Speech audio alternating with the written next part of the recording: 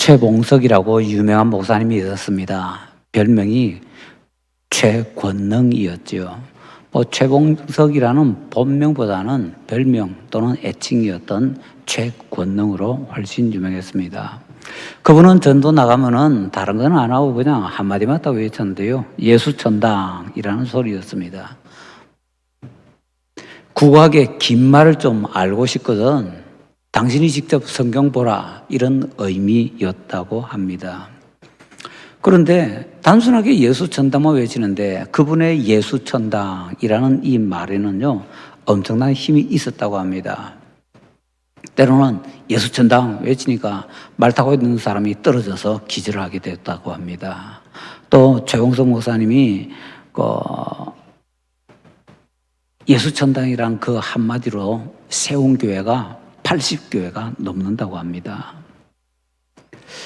그런데 그분의 그 짧은 예수천당이라는 말에 힘이 있었던 이유는 그 예수천당이라는 그 짧은 말 뒤에 오랜 시간에 강력한 기도로 뒷받침을 했기 때문이라고 합니다.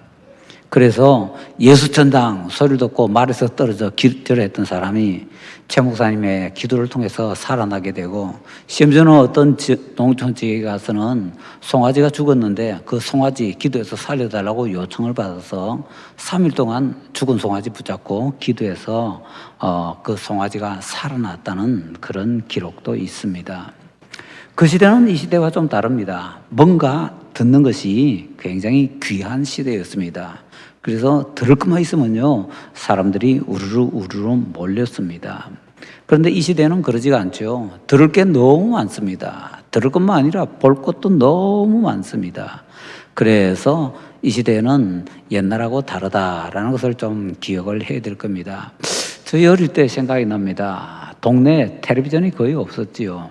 그래서 텔레비전이 한 대, 두 대 이렇게 들어올 시절에 동네는 텔레비전이 없고 어떤 만화가게에 텔레비전이 있었습니다. 그래서 그 텔레비전을 보기 위해서는 요즘 말로 하면 시간을 사는 거죠. 몇 시간 이렇게 사는데 그 시간을 사서 들어갈 때는 뭘 줬는가 하면은 참 지금은 이해가 안 되는데요. 장판 쪼가리 있잖아요. 장판 쪼가리 이렇게 잘라가지고 그 가위로 이렇게 잘라서 모양을 만들어 놓고 그걸 주면은 이제 그거 받아서 들어가면서 또 제출하고, 그러면 들어가서 그 드라마 같은 거 보았던 기억이 납니다. 보는 것이 귀한 시대였습니다. 듣는 것이 귀한 시대였습니다. 그게 70년대 초인데요. 70년대 초만 해도 벌써 그랬는데 그 이전에 그보다 한 100년 완전한 100년은 안 되겠지만요, 100년 가까이 정도 전에는요, 볼 거는 하나도 없었고 들을 것도 제대로 없기 때문에 뭔가 말 잘하는 사람이 와서 그냥 좌판 한번 벌리면은 들어주기 위해서 사람들이 굉장히 많이 모였던 것입니다. 근데 이 시대에는 텔레비전만이 아니라 이제는 인터넷이다, 또 스마트폰이라 얼마나 많습니까? 가만히 있어도요, 웬만한 어른들도 보니까 스마트폰으로 유튜브 엄청나게 보시더라고요. 이제는 시간이 없을 정도입니다. 왜 시간이 없습니까? 계속 유튜브 틀어놓고 본다고. 그래서 정신이 없을 정도입니다. 이렇게 볼 것이 너무 많고 들을 것이 너무 많은 시대에는요, 함부로 그냥 얘기했다가는 어림도 없습니다. 요즘도 가끔 봅니다. 거리에서 예수천당 하고 외치는 사람이 있는데, 저는 그런 분들을 보면 이렇게 생각합니다. 그 최건능 목사님이야 어마어마한 기도로 준비하고 그래 나와서 예수천당 외쳐서 그분에게는 굉장히 능력이 있었는데, 저기 나와서 예수천당 하고 이제 시끄럽게 떠드는 저분은 도대체 기도를 얼마나 했는가? 폼만 본 것은 혹시나 폼만 따라하고 있는 것 아닌가, 그런 생각이 드는 거지요. 수많은 지금 현재 길거리에서 예수천당 외치는 분들은요, 준비도 안 하고 그냥 나와서 예수천당 외치기만 하는 것 같은데, 그래봐야 아무 능력이 없습니다. 정말 기도로 준비된 그 상태에서만 그게 제대로 힘을 발휘할 수 있고 능력이 있을 수가 있는 것이지요. 그래서 우리는 정말 외모만 보는데요, 외모만 보고 이러쿵저러쿵 얘기해가지고는 사실은 제대로 될 게 하나도 없습니다. 진짜 그 중심에 뭐가 있는가? 최봉수 목사님은 그 중심에 정말 그분의 강력한 기도가 있었는데 그만한 기도가 있는가? 그만한 기도가 없다면은 길거리 나와가지고 시끄럽게 떠들면서 예수 천당 해가지고는 사람들에게 괜히 예수님 욕이나 먹히고 기독교 욕이나 먹히는 그건 좀 이제 좀 삼가야 되는 시대가 아닌가라고 생각이 됩니다. 물론 자기가 뭐 너무 뜨겁고 너무 준비됐다면 할 수 있겠지요. 그러나 폼만 그렇게 잡아서 폼만 흉내낸다고 해서 그분들의 그 옛날에 그 어른들의 대단한 그 영역이 같이 나타나고 살아날 것인가? 그건 아니다라는 것이죠. 자, 그러면 우리는 우리 시대에 맞게 복음을 전해야 될 것입니다. 우리 시대에 맞게 복음을 어떻게 전하는가라고 할 때에 참 하나님은 놀라운 분이십니다. 얼마나 놀라운 분인가 하면요. 우리 이 시대에 이런 것 때문에 아이고 볼 게 너무 많아서 들을 게 너무 많아서 아무 소리나 안 들어 하는 이런 시대에 우리가 미리 보고서 방법을 배울 수 있도록 성경 안에 다 준비를 해 놓으셨습니다. 그러한 내용 중에 하나가 오늘 우리가 읽었던 본문입니다. 본문에는 이제 베드로 사도의 설교가 나오지요. 근데 사도행전에서 혹시 설교 또는 연설이라는 것이 어느 정도 분량을 차지하고 있고 어느 정도 위치인가 하는 것을 혹시 관심을 가져보셨는지요? 지금 당장 우리는 별 생각 없이 휙 지나가 버렸는데요. 사도행전 1장에 설교가 나왔습니다. 그 설교가 상당히 길었습니다. 혹시 기억하십니까? 가룟유다가 자기 자리를 버리고 도망가 버렸잖아요. 그래서 베드로 사도가 성도들과 같이 기도하다가 자리에서 일어나서는 이 가룟유다가 자기 자리 버리고 도망갔는데 우리가 이 결혼을 채우기 위해서 새로운 사도를 세워야 된다라고 할 때 베드로 사도가 쭉 설교를 합니다. 그 설교 1장에서 상당히 깁니다. 그 다음에 이제 2장에 넘어오게 되면은 2장에서 또 베드로 사도가 또 설교합니다. 이 설교도 상당히 깁니다. 이런 식으로 해서 사도행전 전체 베드로 사도의 설교가 몇 편 있는가 따져보면요. 8편이나 있습니다. 어떤 것은 길고 어떤 것은 짧은데 일단 길고 짧은 거 다 합치면은 세상에 베드로 사도의 설교가 8편이나 사도행전 속에 있는 것입니다. 스데반 집사님의 설교 한 편이 있고요. 그 다음에 야고보 사도, 예수님의 동생 야고보 사도의 설교가 한 편이 있습니다. 그러면서 바울 사도는 얼마나 되지? 예, 바울 사도는 9편이나 있습니다. 그러니까 보통 우리가 사도행전을 반을 뚝 잘라서 앞에는 베드로 사도, 뒤에는 바울 사도, 물론 분량으로는 베드로 사도보다 바울 사도가 훨씬 많지요. 그렇지만 대강 생각하기를 앞은 이제 베드로, 뒤에는 바울 이렇게 생각하는데 그 비슷한 것이 베드로 사도는 설교가 8개, 바울 사도는 설교가 9개 이 정도로 많더라는 거지요. 그래서 어떤 사람이 이 구절수를 한번 세봤습니다. 도대체 사도행전에서 설교가 얼마나 분량이 되는가 하고 따져서 이렇게 계산을 해보니까 세상에 사도행전 전체의 4분의 1 정도가 내용이 기도더랍니다. 그 정도로 사도행전에 이 설교가 많다고 합니다. 물론 어떤 것은 보면은 설교인 것처럼 안 보이는데, 근데 그 내용을 보면은 어떻게든 구원하기 위해서 막 노력하는 모습이 보이기 때문에 설교라고 할 수 있고요. 설교라고 할 때 또 우리가 조금 구별을 해야 되는 것이 설교에는 크게 두 종류가 있거든요. 하나는 믿지 않는 사람들에게 복음을 전하기 위한 전도 설교가 있고요. 또 다른 하나는 믿는 사람들에게 신앙을 양육하기 위한 양육 설교가 있습니다. 전도 설교는 보통 우리가 선포 중심으로, 복음은 이렇다는 선포 중심으로 나가게 되고요. 양육 설교는 주로 가르침 중심으로 나가게 됩니다. 그러니까 교회 안에서 주일마다 우리가 예배 때에 설교하고 설교 듣는 이 내용은 사실은 양육 설교들입니다. 전도 설교는 그렇게 많지가 않습니다. 왜냐하면 대상 자체가 믿는 사람들이기 때문에 믿는 사람들에게 전도 설교한다는 것은 이게 앞뒤가 맞는 거거든요. 다 자란 아이한테 이유식 주는 거하고 똑같습니다. 다 자란 아이한테는요, 밥을 줘야지요. 고기를 줘야지요. 그렇기 때문에 신자들에게는 양육 설교가 합당하고 불신자들에게는 이제 이 전도 설교가 합당한데 그 모든 것도 다 나와 있는데 굳이 이렇게 따져보면요. 1장에서 베드로 사도가 설교했던 그 내용은 신자들에게 하는 설교이기 때문에 양육 설교의 표본, 첫 번째 나오니까 굉장히 중요하거든요. 표본이다 라고 얘기할 수 있고요. 2장에서는 지금 이제 그 오순절 다락방에서 사도들이 그 방언을 하니까 그 120명의 성도들이 방언을 하니까 그것 때문에 막 모인 사람들, 안 믿는 사람들입니다. 그 안 믿는 사람들에게 설교하니까 전도 설교의 전형이다 라고 얘기를 할 수가 있습니다. 여기 바로 사도행전 2장에 전도 설교라는 것은 어떤 식으로 해야 되는가, 설교자 떼버리면 전도를 우리가 어떻게 해야 되는가 라고 할 때 그 하나의 모델로 제시되어 있는 것이 사도행전 2장에 있는 베드로의 이 전도 내용이거든요. 그래서 우리는 이 전도 내용을 살펴보면서 이렇게 들을 것이 많고 볼 것이 많은 이 시대라 할지라도 우리는 요것 중심으로 말씀을 전해야만, 그래야만 우리가 제대로 전할 수 있구나라는 것을 배울 수가 있습니다. 조금만 더 이제 깊이 들어가면 이런 내용도 우리가 사도행전을 통해서 발견할 수가 있습니다. 사도행전에 그렇게 설교가 많은데 약 20편가량 설교가 있는데 희한한 것이요, 내용은 상당히 비슷합니다. 그런데 형식도 굉장히 비슷합니다. 이게 말이 됩니까? 제 설교 스타일하고요, 옆에 교회 다른 목사님의 설교 스타일하고 또 뭐 인터넷이나 이런 데 나오는 다른 목사님의 설교 스타일 완전히 다릅니다. 대한민국에 저처럼 설교하는 사람은 아마 거의 없을 겁니다. 각자 자기에게 주어진 은사와 특성, 그것대로 이제 준비를 해서 설교를 하게 되거든요. 그런데 사도행전에 있는 설교들은요, 스타일이 좀 비슷합니다.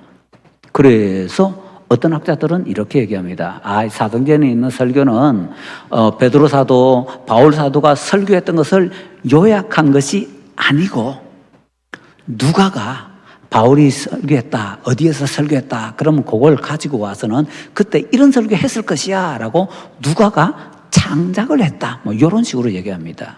누가가 바울 사도의 설교도 창작했고 베드로 사도의 설교도 창작했고 스데반 집사의 설교도 창작했고 뭐 이런 식으로 누가가 다 만들어냈다고 얘기합니다. 뭐 이 정도면 이제 우리 진주교회 성도님들은 이해를 하실 겁니까? 그건 뭐 더 이상 안 들어봐도 저 신학적 자유주의자들, 성경에 틀린 것이 많다고 주장하는 사람들이 주장하는 내용일 거야. 맞습니다. 그런 사람들은 그렇게 주장합니다.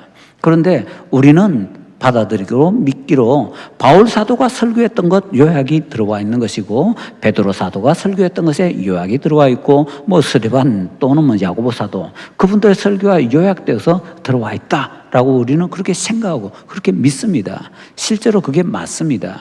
그런데 왜 그 설교들이 형식이 좀 많이 비슷한 모습을 보이느냐? 중요한 이유 중에 하나는요, 이 초대교회 시절에는 설교가 내용만 아니라, 내용은 복음을 전해야 되잖아요. 복음을 전할 때도 주로 양육 설교 때는 이런 거, 그 다음에 전도 설교 때는 이런 거 들어가야 된다, 그것이 있는데 그것만 아니라 형식도 어느 정도는 비슷한 형식을 갖추었더라라는 것입니다. 완전히 다른 독특한 설교가 아니라 형식도 어느 정도는 규격이 조금 있는 모습으로 그렇게 설교가 되었더라 하는 것입니다. 그래서 초대교회 설교에는 이렇게 비슷한 점도 많고 차이 나는 점도 많고 이러기 때문에 이 설교들에 좀 관심을 가져서 우리가 보면은 좀 더 많은 것을 얻을 수가 있는데, 지금 오늘 우리가 이렇게 보는 것은 볼 것도 많고 들을 것도 많은 이 시대에 우리가 어떻게 하면 말씀을 전할 수 있을까라고 할 때 사도행전에서 이런 걸 배울 수 있다라고 할 때는 형식상도 비슷한 점들이 그 시대에 많았는데 그걸 우리가 배울 수 있다면은 요즘도 우리는 이런 형식으로 말씀을 전하면은 좀 더 제대로 말씀을 전할 수 있다라는 것을 지금 말씀을 드리려고 하는 겁니다. 자, 그러면 베드로 사도가 이렇게 설교를 할 때 베드로 사도의 설교의 앞부분에 있어서 가장 중요한 것은 그냥 그 주제를 하나로만 딱 얘기하시오 하면 오늘 설교 제목입니다. 제목이 뭐라고 돼 있지요? 접촉점 찾기라고 돼 있지요. 접촉점이라는 것이 중요합니다. 접촉점이라는 것은 뭔가 하면요, 서로 대화할 수 있는 실마리를 찾는 것입니다. 이 접촉점이라는 것을 우리가 조금 많이 쓰는 말로 바꿔서 얘기하자면 공통 관심사라고 얘기를 할 수가 있을 것입니다.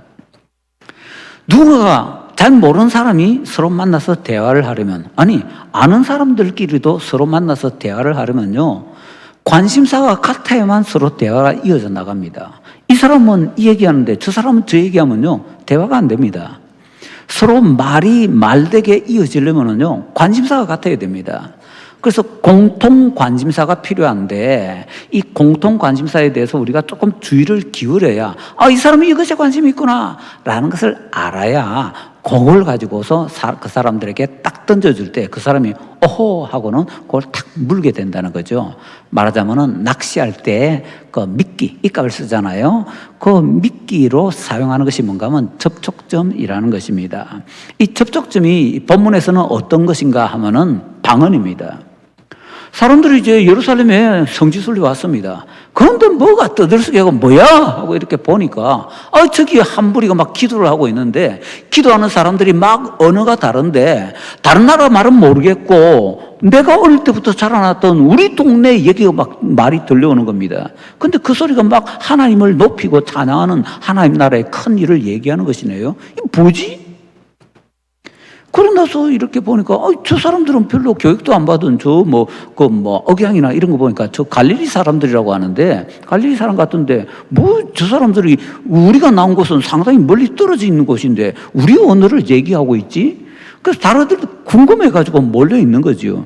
그 궁금해서 몰려있는 그 사람들, 방언 때문에 궁금해서 몰려있는데 그 사람들에게 엉뚱한 다른 얘기를 한다면 말이 통하겠습니까?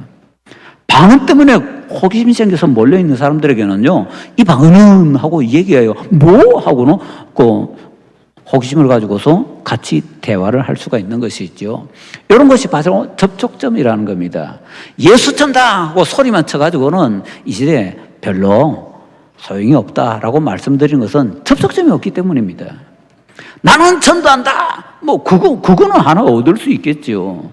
그런데 최근남 목사님만큼 그렇게 기도로 단단히 준비하고 나오지 않았다면 예수 천당 외쳐봐야 내가 예수 천당 외치는 거하고 그 듣는 사람 사이에 아무런 접촉점이 없는데요.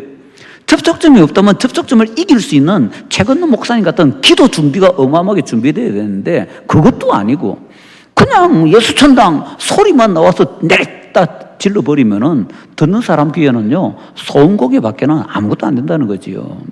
그렇기 때문에 예수천당 외치는 것이 나쁜 전도 방법이라기보다는요, 사람들에게 대화할 수 있는 아무런 연결점이 없기 때문에 그래서 준비되지 않은 사람은 함부로 그렇게 하면 안 된다라는 말씀을 드리는 것입니다. 자, 베드로 사도는 지금 수많은 사람들이 몰려오니까요, 그 사람들이 지금 방언 때문에 관심이 생겨가지고 막 몰려왔기 때문에 방언을 붙잡고서 막 얘기를 하기 시작합니다. 그 설교의 첫 부분이 방언에 관한 내용입니다. 그래서 여기서 배울 수 있는 것이 우리가 말씀을 전하려고 할 때 믿는 사람이든 안 믿는 사람이든지 말씀을 전할 때 특별히 안 믿는 사람에게 우리가 전도를 하려고 할 때 뭐가 제일 중요하냐? 놀랍게도 첫 번째가 접촉점을 찾아야 된다라는 것입니다. 애가 큰 병에 걸린 집이 있다고 하십시다. 우리 교회도 그런 사람들이 있잖아요. 우리 이상규 교수님이 지금 우리 교회 120년사를 쓰는데 어떤 분이 천도교에 아주 심취해 있었는데요. 천도교에 심취한 그 집에 애가 아팠습니다. 근데 애를 위해서 뭘 해도 안 낫습니다. 근데 동네 사람이 교회 가보라 그러니까 교회 나왔는데 그 교회가 진주교회였죠. 진주교회 나와서 이렇게 하다가 그 애가 고침을 받았습니다.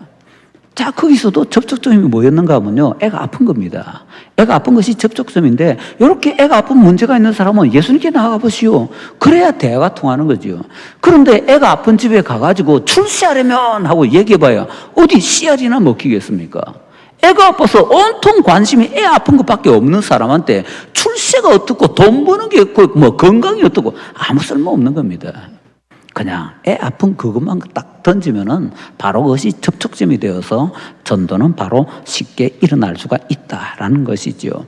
베드로 사도가 이렇게 방언에 관심을 가지고서 이렇게 접촉점을 만들어 나가는데 접촉점을 만들어 나가는 방법이 또 두 가지 우리에게 제시가 되고 있습니다. 첫 번째는요, 14절과 15절에서 논리적이고 또 상식적인 것을 통해서 접근을 하게 됩니다. 사람들이 니네가 이 꼭두 새벽 이 아침부터 취했다 그러니까 우리가 취한 것이 아니고 우리도 경건한 사람들인데 우리 유대인들은 아침에는 고기 종류 안 먹지 않느냐. 우리도 마찬가지로 경건한 사람이어서 우리도 아침은 간단하게 먹고 저녁에 고기 같은 거 먹는데 아침에 간단하게 먹을 때 거기에다 술 한잔 하고 그거 안 그런다. 우리도 그런 거 아니다. 우리가 지금 술 취한 것이 아니다 라는 걸 얘기하는데 일반적인 그런 상식적인 얘기를 가지고 와서 첫 번째로는 그렇게 대답을 합니다. 그 다음에 이제 두 번째로 대답할 때는 요엘서를 가지고 성경에 이러면서 요엘서로서 이렇게 대답을 하지요. 그래서 접촉점에 대해서 얘기할 때는 첫 번째는 일반적으로 알고 있는 상식을 통해서 접근해야 된다. 그 다음에 두 번째로는요, 성경을 통해서 접근해야 된다. 딱 이 두 가지 방법을 배울 수가 있습니다. 이건 꼭 익혀주시기 바랍니다. 전도하고 싶다라고 할 때는 이 사람 관심사가 뭐지? 그럼 그 관심사를 가지고 첫 번째는 일반적인 상식 얘기를 통해서 접근을 하고 그 다음에 두 번째로는 성경을 통해서 접근한다. 성경을 통해서 접근하려면 이 사람의 관심이 있어야만 그 다음에 성경 얘기할 수 있습니다. 관심도 없는데 성경 얘기하면은 세기의 경읽기입니다. 그래서 일단 관심 끌어놓고 그 다음에 이 사람이 하고 관심을 가질 때 그 다음에 툭 성경 얘기를 던지면 그때야 비로소 제대로 대화가 되면서 이제 우리가 대화를 할 수가 있다라는 것이죠. 자, 그러면 우리가 중요한 것이 여기서 상식적인 거야. 우리 알고 있는 거 가지고 얘기하면 되는데 성경을 가지고 이렇게 우리가 얘기를 할 때 그러면 성경 가지고 얘기하는 것은 미리 준비를 해야 될까요? 준비 안 해도 될까요? 이런 거 생각 안 해보셨죠? 어떤 분은 이 얘기를 딱 던지는 순간 이런 성경 구절이 떠오를 겁니다. 너희가 무슨 말 할지 생각도 하지 말고 염려도 하지 말라. 성령님께서 가르쳐 주실 것이다. 기억나시죠? 자, 그거 찾아보십니다. 자, 마태복음 10장 19절 가보십니다. 마태복음 10장 19절.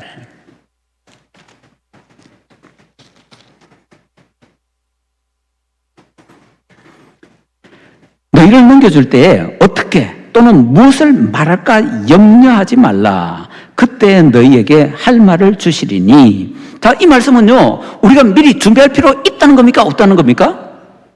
없다는 거죠.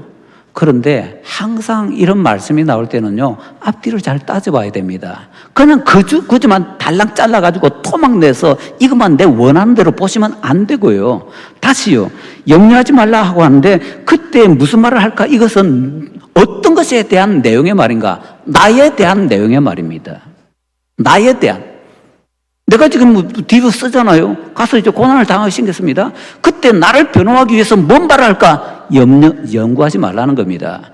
그거 연구 안 해도 성령님께서 가르쳐 주신다는 겁니다. 그거 연구하면요, 자꾸 자기에 대해서 이상한 말을 만들어내게 되고 그래서 완전히 엉뚱하게 됩니다. 그 대표적인 게 뭔가 하면 간증입니다.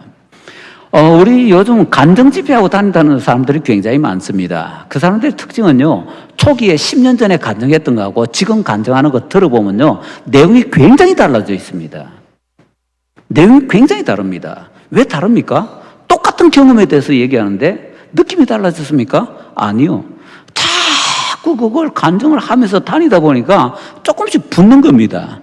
원래 그게 아니었는데 조금 감동을 넣기 위해서 조금 훅가시 넣는다 그러죠. 그걸 하기 위해서 조금씩 하다 보니까 점점 그것이 붙는데 그런 거 붙여서 몇 번 말하다 보면 사람이 신기한 게요, 그게 원래는 아닌데 자기가 그렇게 자꾸 말하다 보면 자기한테 그런 일이 일어났다고 자기가 믿게 된다고 합니다. 그래서 자기가 실제로 그거 경험한 것처럼 그렇게 엉터리로 간증을 하게 된다는 거죠. 이런 것에 대해서 방지하는 것이 염려하지 말라는 겁니다. 준비하지 말라는 겁니다. 그냥 그 시간에 성령님께서 가르쳐주시는 그것만 전하라라는 것입니다. 자, 그래서 염려하지 말라, 준비하지 말라라는 것은요, 딱 이런 거, 나에 대해서 내가 무슨 변명을 할까, 무슨 변호를 할까, 딱 필요 없습니다. 그냥 생각 안 하고 있다가 성령님께서 그 시간에 우리 머릿속에 딱 주시는 대로 그냥 얘기하면 되는 거고, 이건 연구할 필요 없는 거고요. 대신에 또 한 구절만 들어가 봅시다. 베드로전서 3장 15절로 가십니다. 베드로전서 3장 15절. 자, 자, 여기는 또 이런 말씀이 있네요. 너희 마음에 그리스도를 주로 삼아 거룩하게 하고 너희 속에 있는 소망에 관한 이유를 묻는 자에게는 대답할 것을 어떻게 해요? 항상 준비하되. 항상 준비해야 되는 것이 있습니다. 아까 그 말씀하고는 정반대지요? 아까는 준비하지 말라 그랬습니다. 염려하지 말라 그랬습니다. 지금은 항상 준비해 놓으라고 합니다. 항상 준비해 놓는 게 뭡니까? 우리가 가지고 있는 소망에 관한 이유. 그 소망에 관한 이유가 뭔데요? 복음 내용입니다. 복음 내용은요, 성경 내용은요, 철저하게 준비해야 됩니다. 준비 안 한 사람에게 성령님께서 가르쳐 주신다. 성경은 그런 내용 없습니다. 나에 대해서는 연구할 필요도 없고 그냥 성령님께서 생각나는 대로 나게 하시는 대로 따르면 되지만은요, 복음 전하는 복음 자체, 성경 자체에 대해서는 철저하게 준비하라고 성경이 이미 우리에게 정확하게 말씀하시고 있습니다. 따라서 평소에 내가 전도하고 싶다면요, 전도할 수 있는 내용에 대해서 준비를 하셔야 됩니다. 복음 준비 내용은. 그 제일 좋은 준비 내용이 뭐가 있을까요? 나 도저히 말 안 돼. 자신도 없고 그러면 사연리 같은 책자 드시면 됩니다. 사연리 같은 책자 들고 입문 연습 많이 해가지고 그냥 읽어도 힘 있습니다. 정말입니다. 해보세요. 사연리 책자 딱 들고요, 기도 많이 하고 준비가 가서 같이 읽으면은요, 그거 듣고서 전도받아서 예수님 영접하는 사람들 꽤나 나옵니다. 그건 경험해보시면 압니다. 그 다음에 나는 좀 더 하고 싶다. 그런 분들은 요즘 코로나 때문에 멈춰 있는데 곧 시작할 겁니다. 전도 폭발 훈련을 받으시기 바랍니다. 전도 폭발 내용에 확실하게 이런 것들을 준비시켜 주니까.